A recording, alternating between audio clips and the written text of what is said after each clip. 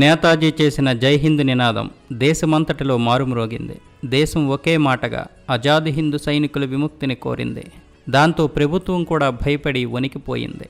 ఆ సమయంలో భారతదేశ సర్వ సైన్యాధిపతి అయిన అకిన్లెక్కు ఈ సమస్యను అందజేసింది. ఆయన సైన్యంలోని తన సహచరులతో సంప్రదించి వారి సలహా తీసుకుని అప్పటి తీవ్ర పరిస్థితి అర్థం చేసుకుని చివరకు ఆజాద్ హింద్ సేనలోని సైనికులను విడుదల చేయవలసిందని సలహా ఇచ్చాడు. ఈ సర్వ సైన్యాధిపతి ఎంతో ఉదార హృదయంతో ఈ సలహా ఇచ్చాడని అనుకోలేము. అతనికి గత్యంతరం లేకపోవడం వల్ల ఇచ్చాడు. ఇంతవరకు సేనలోని స్వాతంత్ర పిపాస అనే లావాద్రవము కొత్త ఉడికిపోతూ ఉండేది. జ్వాలాముఖి ఎప్పుడు బ్రద్దలవుతుందో ఎవరికీ తెలియదు. దేశంలోని విప్లవకారులైన యువకులు మళ్లీ చెలరేగడం మొదలుపెట్టారు. 1945 నవంబర్ 21వ తేదీన వారందరూ కలిసి ఆజాద్ హింద్ దినోత్సవం జరపడానికి నిశ్చయించుకున్నారు. ఈ వార్తతో ప్రభుత్వానికి గుండెదడ పుట్టింది.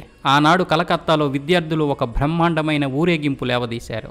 ఈ ఊరేగింపు మీద పోలీసులు అకస్మాత్తుగా తుపాకీ గుళ్ల వర్షం కురిపించారు. రామేశ్వర్ అనే విద్యార్థి ఆ కాల్పుల్లో హుతాత్ముడయ్యాడు. 60 మంది ప్రజల రక్తం మాతృభూమిపై ప్రవహించింది. ఈ అత్యాచారానికి విద్యార్థులు మరింత రెచ్చిపోయారు. ప్రభుత్వాన్ని లొంగదీయాలని నిశ్చయించుకున్నారు. వారంతా వీధులలోనే కదలకుండా నిర్భయంగా కూర్చుండిపోయారు.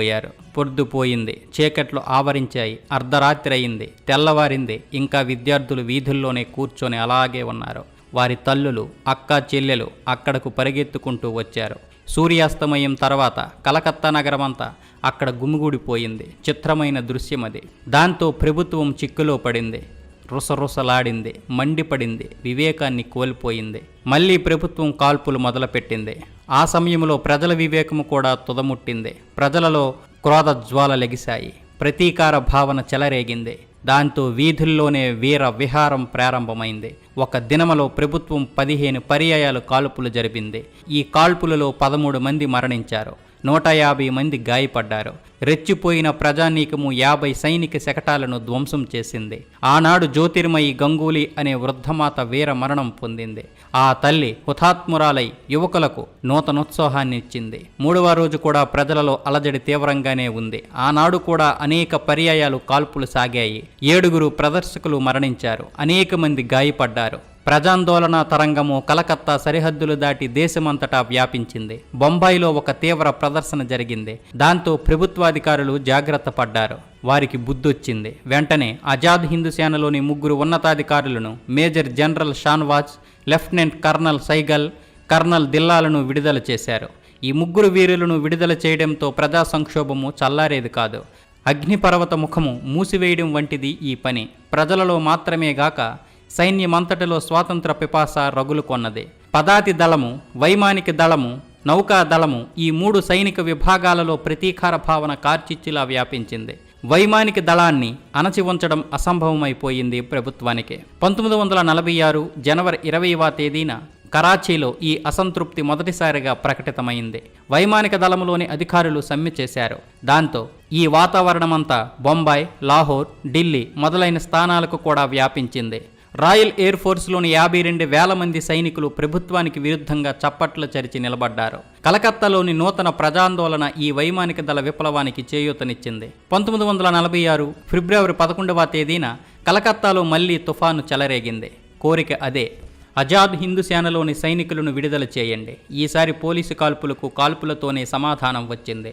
ప్రజలు సైనిక శకటాలను దోచుకున్నారు. తపాలా బండ్లు ధ్వంసం చేయబడ్డాయి. ట్రామ్ బండ్లు అగ్గిపాలయ్యాయి. ఈ జన సంక్షోభము బడబాగ్ని రూపం ధరించింది. చూస్తూ ఉండగానే ఈ అగ్ని దేశమంతటా వ్యాపించింది. అన్ని వైపులా నెత్తిటి జల్లు వర్షం సాగింది. ఈ సంఘటనతో సైన్య విభాగంలో ఆత్మవిశ్వాసం బలపడింది. నౌకాదళములోని సైనికులు విప్లవం లేవదీశారు. స్వతంత్ర ప్రియులైన ఈ సైనిక విప్లవకారుల కోరిక క్విట్ ఇండియా. సైనికాధికారులను 5 కోరికలు కోరారు. ఆజాద్ హింద్ సేనలోని సైనికులు విడుదల, విదేశీ అధికారులను సైన్యంలో చేర్చుకొనడాన్ని ఆపివేయడం, సైనిక అత్యాచారాలు వెంటనే నిలుపు చేయడం, తెల్ల అధికారులు తమ ప్రవర్తనను సరిదిద్దుకోవడం, వారి దురుసు వ్యవహారాన్ని గూర్చి సైనిక న్యాయస్థానం ఎదుట కమాండర్ కింగ్ ద్వారా విచారణ జరిపించడం. ఇవి ఆ కోర్కెలు. 1946 ఫిబ్రవరి 18వ తేదీన యుద్ధనౌక తల్వారుపై విప్లవ జెండా కాదు, స్వాతంత్ర సంగ్రామం యొక్క జ్వాజ్వాల్యమానమైన చిహ్నము ఎగరవేయబడింది. సైనికులందరూ ఆజాద్ హిందూ సేన గౌరవ చిహ్నాన్ని సగర్వంగా గుండెలపై ధరించారు. జై హింద్ నినాదాలు చేసిన స్వాతంత్ర సైనికులు బయటికి వచ్చారు.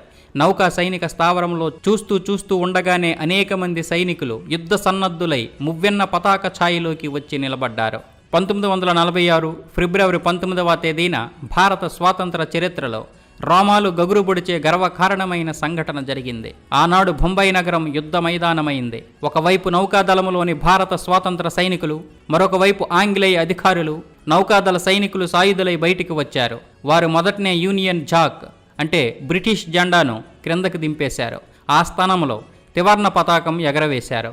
ఆ జెండాను సాక్షిగా నిలిపి తెల్ల అధికారులను చంపడం ప్రారంభించారు. నౌకాదళ సైనిక స్థావరాన్ని ఆంగ్లేయ సేన చుట్టుముట్టింది. కానీ కొంతమంది నేర్పుగా ఆ ముట్టడి నుండి తప్పించుకొని బయటకు వచ్చి ఆంగ్లేయ సేనపై దాడి చేసి తమ సోదరులకు విముక్తి కల్పించారు. యుద్ధం ప్రారంభమైంది. ప్రజలు చాలా పట్టుదలతో ఉన్నారు. ప్రజలంతా తమంత తామే ఈ స్వాతంత్ర సైనికుల కోసం ఆహార భాండాగారపు వాకిళ్లు తెరిచారు. శిబిరములో సైనికుల ఆహార పరిస్థితి క్లిష్టమైంది. నలువైపులా చూశారు. తమ మీద తమ సైనిక సోదరులే తుపాకులు గురిపెట్టి నిలవడం, వారిలో కూడా మరాఠీ సైనికులే ఉండడం గమనించారు. అప్పుడు క్రాంతికారుల శరీరాలలో ఒక అద్భుత చైతన్యం ప్రసరించింది. ఛత్రపతి శివాజీ జై అని వారు నినాదాలు చేశారు.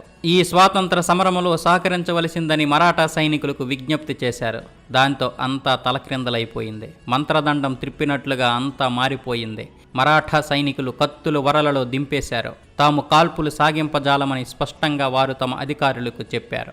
ఈ నూతన పరిణామముతో అధికారులు మరింత కంగారు పడ్డారు. దాంతో వారు తుపాకీ కాల్పులకు ఆజ్ఞ ఇచ్చారు. ఆంగ్లేయ సైనికులు మాత్రమే కాల్పులు ప్రారంభించారు. కానీ ఎదురుగా నిలబడి ఉన్నది కాల్పులకు భయపడిపోయే నిరాయుధ ప్రజలు కాదు, అది సాయుధ సేన. నౌకాదళములోని సైనికులు కాల్పులకు జవాబుగా కాల్పులు సాగించారు. పోరు ప్రారంభమైంది.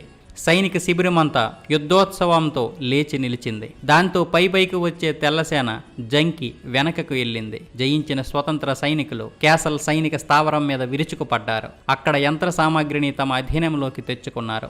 రక్షణ కోసం ఉంచబడిన మరాఠా సేన తిరిగి వెళ్లిపోవడానికి అనుజ్ఞ ఇవ్వబడింది. ఇంతలో మరాఠా సేన స్థానాన్ని ఆంగ్లేయ సేన ఆక్రమించింది. ఒకవైపున నౌకాదళ సైనికులు, మరొక వైపు ఆంగ్లేయ సేన భయంకర యుద్ధం ప్రారంభమైంది. బొంబాయి నగరంలోని పోర్టు ప్రాంతము రణరంగమైంది.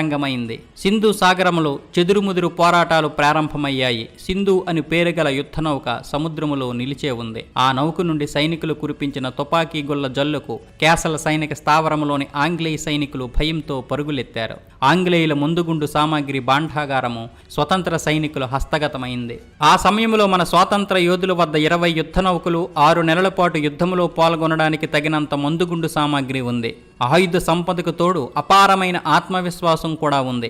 ఆ సమయంలో సింధు నౌకతో పాటు కళావతి, మరి 3 అటువంటి యుద్ధ నౌకలు ఉన్నాయి. ఈ 4 నౌకలు మొదటి దాడిలోనే విప్లవకారుల హస్తగతమయ్యాయి. పెషావర్, అంబానాలోని విమాన సైనిక స్థావరాల నుండి సహాయం కోసం పిలుపు అందింది. కృష్ణ, గోదావరి, కావేరి, సట్లెజ్ ఈ 4 యుద్ధ నౌకలు హాంకాంగ్ మార్గములో దూరాన సముద్రములో ఉన్నాయి.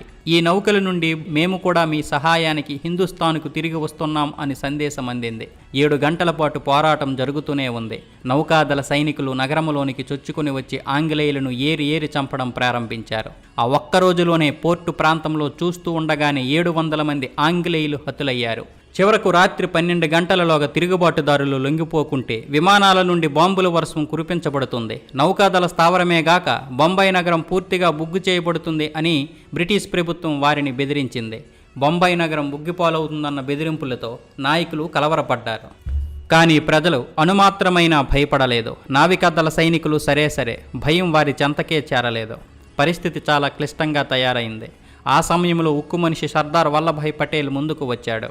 ఆయన నౌకాదళాధికారులను కలుసుకొని వారి శౌర్యాన్ని, స్వాతంత్ర పిపాసను ప్రశంసించాడు.